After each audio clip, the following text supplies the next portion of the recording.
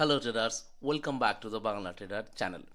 গতকাল মুহুর্ত ট্রেডিং করার পর আমরা কালী পূজার যেহেতু ফেস্টিভ্যাল চলছে, তা আমরা তাই বাইরে ঘোরাফেরা করার জন্য বের হয়েছিলাম। তারপর আজকে সকালবেলা ঘুম থেকে উঠে আমরা মার্কেট যখন অ্যানালাইসিস করছিলাম, তখন দেখছি যে মার্কেট বেশ সুন্দর কিন্তু একটা ট্রেড লাইনকে আগে থেকেই ফলো করে আসছে।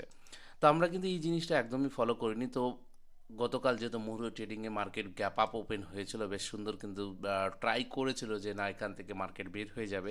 40,000 লেভেলের উপরে কিন্তু মার্কেট ছিল। আহ, মানে ক্লোজ দেয়নি, মানে মার্কেটের ওপেনটা ছিল 44,000-এর উপরেই। আর তো ভেবেছিলাম যে সাইকোলজি নাম্বার আর ওই সব জায়গা থেকেই কিন্তু মার্কেটে সেলিং এসেছিলো।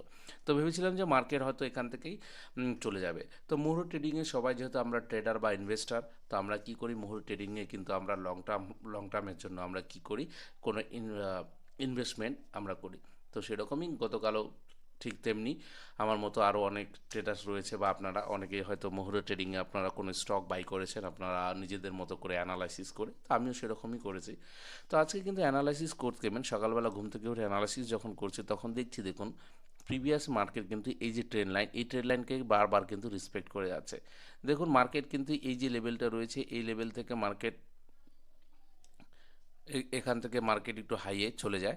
তারপরে কিন্তু মার্কেট আবার ফিরে আসার জন্য ট্রাই করেছিল, এখানে একটা যেহেতু লম্বা সেলিং, তো তারপরেও কিন্তু এখান থেকে বাইং প্রেশারে উপরে উঠে যায়। তো এইখানেও কিন্তু মার্কেট এই ট্রেন্ড লাইনকে টেস্ট করে। এই ট্রেন্ড লাইন স্ট্রং বলেই মনে হয়। আবার এখান থেকে মার্কেট কিন্তু উপরে, আবার মার্কেট সেম ক্যাটাগরিতেই মার্কেট। এবার যখন দেখলাম যে মার্কেট প্রি ওপেন গ্যাপ ডাউনে হচ্ছে, তো তখন অপরচুনিটি কীভাবে নেওয়া যায় সেটারই কিন্তু চিন্তা ভাবনায় আমরা ছিলাম।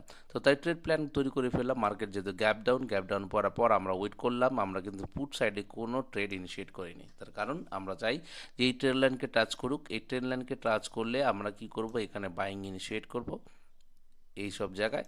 আর আমরা কিন্তু স্টপ লস একটা লজিক্যাল জায়গায় ফেলে দেবো এই সব জায়গায়। আর 1:2 অনুযায়ী আমরা প্রফিট বুক করে বের হয়ে যাব। আজকে কিন্তু সেম সেট আপেই কাজ হয়েছে, তাই আপনাদের সামনে আমি শেয়ার করলাম।